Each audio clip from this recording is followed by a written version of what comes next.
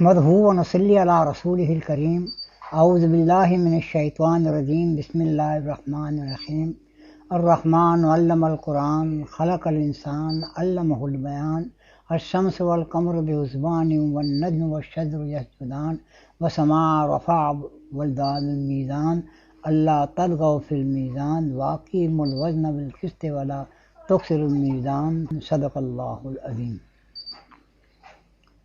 سورہ اللہ کے نام سے جو بڑا مہربان نہایت رحم والا ہے، یہ سورہ رحمان ہے اور مدینہ منورہ میں نازل ہوئی ہے۔ اللہ تبارک و تعالیٰ ارشاد فرماتا ہے کہ رحمان نے قرآن کی تعلیم دی۔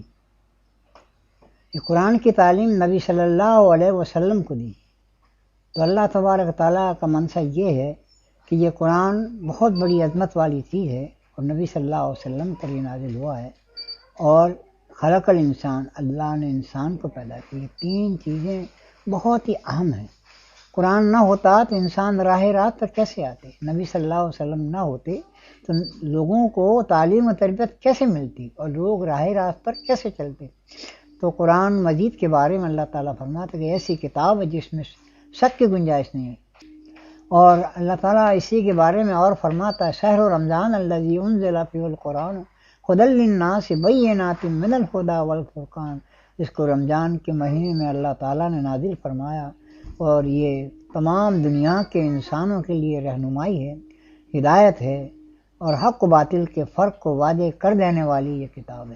تمام دنیا کے انسانوں کو یہ ہدایت دینے والی ہے اور حق و باطل کے فرق کو واضح کر دینے والی۔ آج دنیا میں جتنے بھی جھگڑے یا حق و باطل کے جھگڑے، اس کا فیصلہ یہ قرآن المجید فرقان الحمید عطا فرماتا ہے۔ اس سے یہ معلوم ہوا کہ قرآن بہت زبردست اللہ تعالیٰ کی طرف سے کتاب ہے اور بہت بڑی نعمت ہے مسلمانوں کے لیے۔ اور اللہ تبارک تعالیٰ نے اس قرآن مجید کو، فرقان الحمید کو نبی صلی اللہ علیہ وسلم پر نازل فرمایا، تو نبی صلی اللہ علیہ وسلم کا بھی بہت بڑا احسان ہے۔ اس کے بارے میں اللہ تبارک تعالیٰ خود بیان فرماتا ہے لقد من اللہ علی المؤمنین اذ بعث فیہم رسولا من انفسہم یتلو علیہم آیاتہ ویزکیہم ویعلمہم الکتاب والحکمہ وان کانوا قبل لفی ضلال مبین۔ اللہ تبارک تعالیٰ کا بہت بڑا احسان ہے کہ اللہ تبارک تعالیٰ نے نبی صلی اللہ علیہ وسلم کو مبعوث فرمائے۔ آپ صلی اللہ علیہ وسلم نے قرآن کی تعلیم دی، حکمت کی تعلیم دی اور نفسوں کو سنوارا، نفس امارہ کو نفس لوامہ بنایا اور نفس لوامہ کو نفس مطمئن بتایا، جس کو قرآن میں اللہ تبارک تعالیٰ نے حکمت سے تعبیر فرمایا۔ اور اس سے پہلے لوگ کھلی گمراہی کے اندر مبتلا تھے، چوری، جوا، جنا، شراب، بیائی ویانی، لوٹ مار، قتل و غارت میں لوگ مبتلا تھے۔ اب نبی صلی اللہ علیہ وسلم نے ان کی تعلیم و تربیت فرمائی، انہوں نے ایک پرہیزگار متقی بنایا، اللہ سے ڈرنے والا بنایا اور لوگوں کے حقوق ادا کرنے والا بنایا۔ جب اسلامی ریاست قائم ہوئی ہے تو دیکھتے دیکھتے میں پوری دنیا میں اسلام پھیل گیا۔ ایک عورت سونا اور چاندی اور اچھا لباس پہن کر میلوں سفر کرتی تھی، کوئی نگاہ اٹھا کے نہیں دیکھتی تھی۔ یہ نبی صلی اللہ علیہ وسلم کی یہ تعلیم و تربیت کا نتیجہ۔ آج نبی صلی اللہ علیہ وسلم ہم میں موجود نہیں ہیں، لیکن نبی صلی اللہ علیہ وسلم نے ہمارے لیے قرآن مجید فرقان کو چھوڑا ہے، جس کی حفاظت کا اللہ نے وعدہ کیا ہے۔ اس کو کوئی تبدیل نہیں کر سکتا، اس کو کوئی مٹا نہیں سکتا۔ یہ 30 پارے 114 صورتیں ہیں، اس کی حفاظت اللہ تعالیٰ نے فرمائی ہے، کبھی اس میں کوئی رد و بدل نہیں کر سکتا۔ یہ اللہ کا بہت بڑا احسان ہے۔ دوسرا احسان نبی صلی اللہ علیہ وسلم کی تشریف آوری کا ہے، اور تیسرا احسان اللہ تبارک تعالیٰ کا یہ ہے کہ انسان کو خلق کیا۔ اگر انسان کو اللہ پیدا نہ کرتا تو قرآن سے بھی کیا فائدہ ہوتا، نبی صلی اللہ علیہ وسلم کی آمد سے بھی کیا فائدہ ہوتا۔ اس لیے اللہ تعالیٰ نے انسان کو پیدا کیا، یہ بھی اللہ تعالیٰ کا بہت بڑا احسان ہے۔ پھر انسان کو گویائی عطا فرمائی۔ آج اگر انسان جانوروں کی طرح بولتے ہیں، چرندوں پرندوں، تو ان کی کوئی قدر و قیمت نہیں تھی، لیکن اس کو بہترین بولنا سکھایا اور ہر زبان میں اس کے ترجمے موجود ہے، لوگ بولتے ہیں، اس کا ترجمہ کر کے دوسروں کو بتایا جا سکتا ہے۔ اس طرح اللہ کے دین کو غلبہ دینے کے لیے انسان کام کرتا ہے۔ تو اللہ تعالیٰ فرماتا ہے کہ ہم نے آسمان کو اونچا کیا اور سورج اور چاند کو گردش میں رکھا۔